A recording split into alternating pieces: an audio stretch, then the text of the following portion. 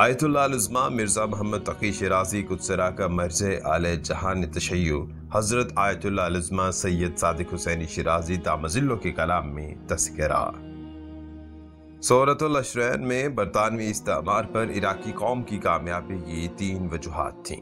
پہلی وجہ اللہ پر توکل اور ایمان اور اللہ سبحانہ وتعالیٰ کے اس وعدے پر اعتقاد رکھنا۔